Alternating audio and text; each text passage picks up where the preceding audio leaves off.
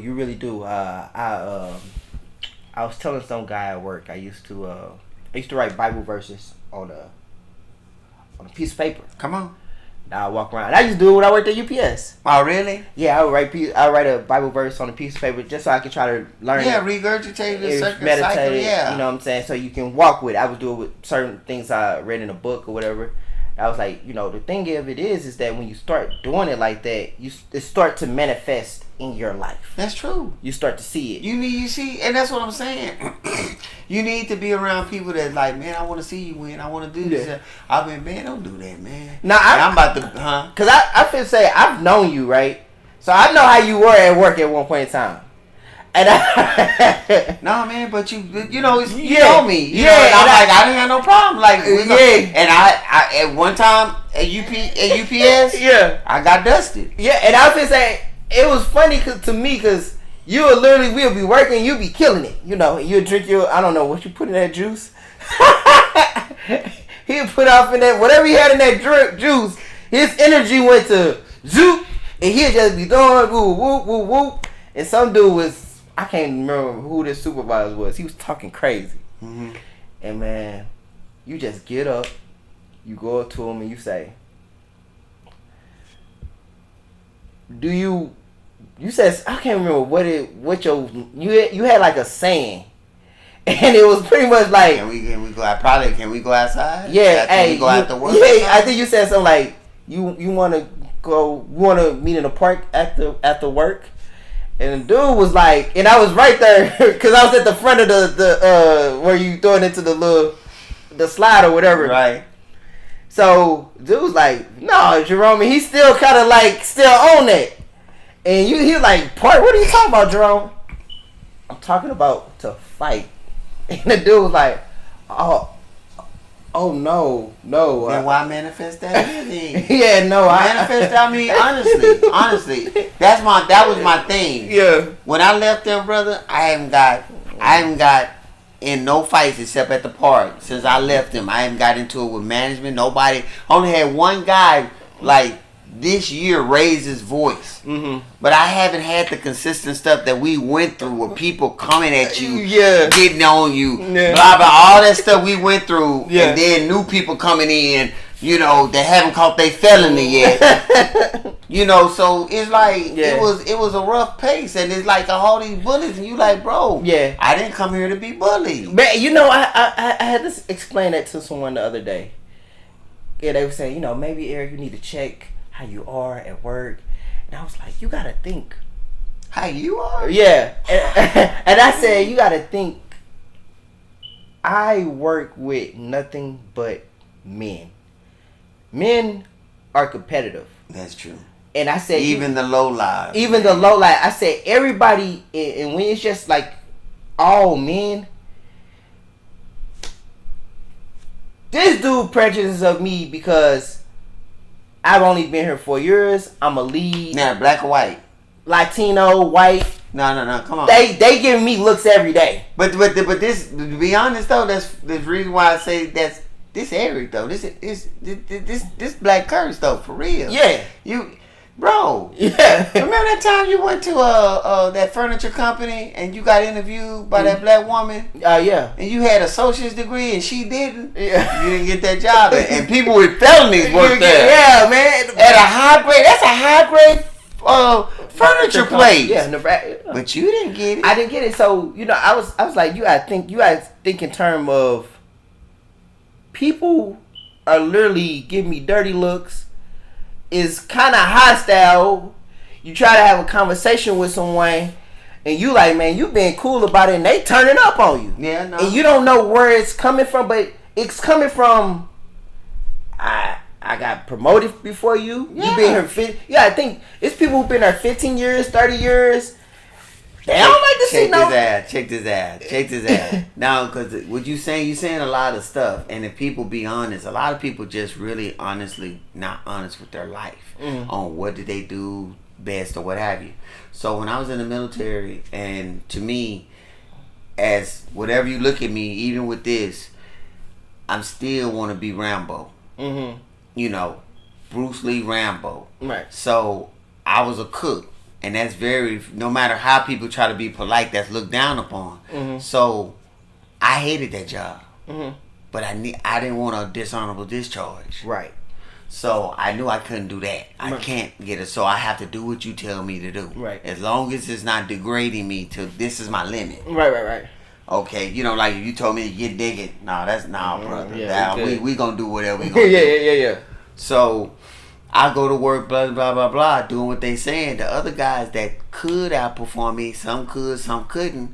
They wasn't showing up on time. Mm-hmm. They wasn't doing the thing. They was getting into it with the leadership.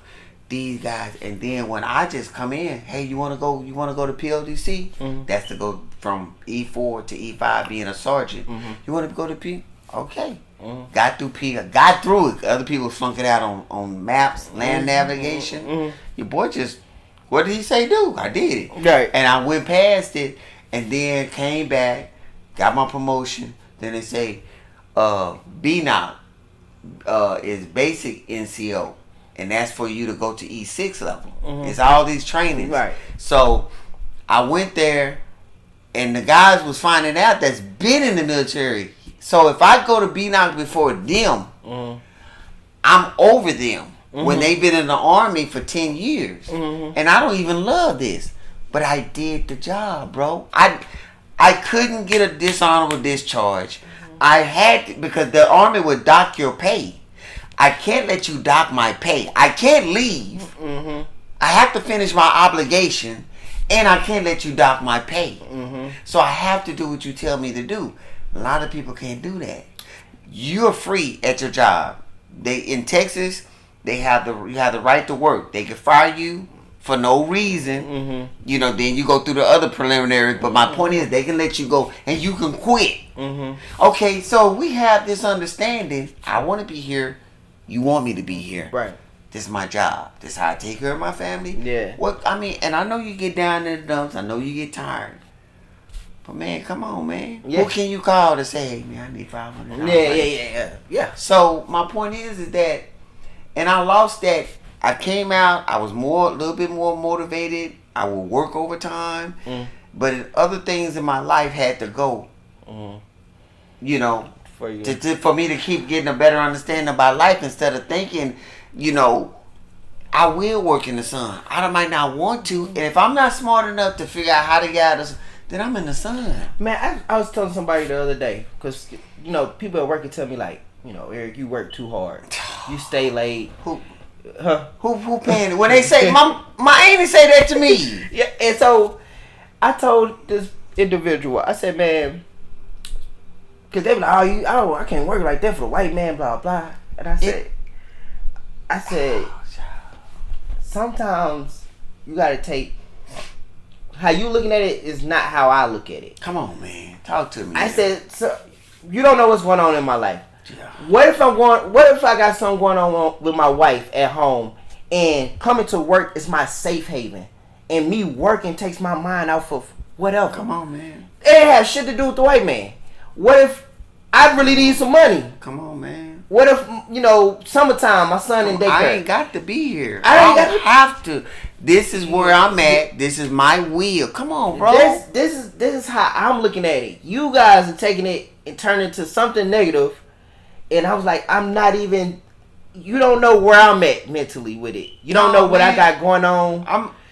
You don't get it. I'm interrupting you, but this goes into saying this too. When you say the white man, my uncle, he passed away. R.I.P. Mm-hmm. He went to the Korean War. Mm-hmm. He had his arm cut off right here, and for the longest time, bro, I thought he died. He lost it in the Korean War. I'm sorry. Oh my man, you better laugh. You better laugh all the time. Because he told him, I thought he lost it in the Korean. Man, Okay. I ain't lying. I was like, when I found out, it hurt. You was like, man, he's a hero. Cause okay, when you hear how Korea and China fought in the Korean War, so he got laid out. He up there acting dead, and if you go, oh, they go, pow, gone. You know, Yeah. so he doing his acting. He got an Academy Award. How he get his Academy Award? He lived, Mm-hmm. lived past that. So Coming on to the future, he meets my sister. Mm-hmm. And he knew she was in the military, army. And he called her Red. He said, Red, what's your rank in the military? She said, I'm a second lieutenant. He did that. Mm-hmm. That's what a female officer. Yeah. Come on, brother. Nah, we still, you work too hard. It is what it is, man. I done seen a Mexican go learn. To be honest, man, if I wasn't an older cat, I'll go work construction and learn how to do concrete. Man, I would just like I would underbid. Like let's say, let me show you how I do it. I would keep my regular job because they don't want me to work on the weekends. Mm-hmm. A company, concrete company that's laying concrete Saturday, Sunday, I tell them pay me $8 an hour. Mm-hmm. Who gon' Yeah. They be like, what? man? Who gon' just came across the border and don't want $8 an hour? Man, I heard a guy. I don't know if you know this guy. He's on YouTube. Shout out to Shampoo. I like Shampoo. He's a comedian. Used to be on what's this guy name? Howard Stern. He had his show on Howard Stern. But anyway, he always say, you know, like, he's like, I used to work as a trash guy. He said, what people fail to realize is that, like, they give you a contract, but it's also things in that it's not in your contract, but you're supposed to do as a worker when you work for something. Just do the work. And he said, you know, I'm like a cheap date.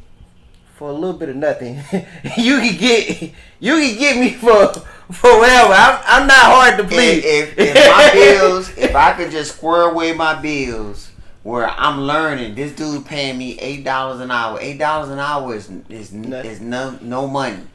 But my point is, I'm not gonna tell him what I'm here for. I'm gonna tell him, man, I need a job so bad. Tell him that I'm learning how to lay concrete. Yeah.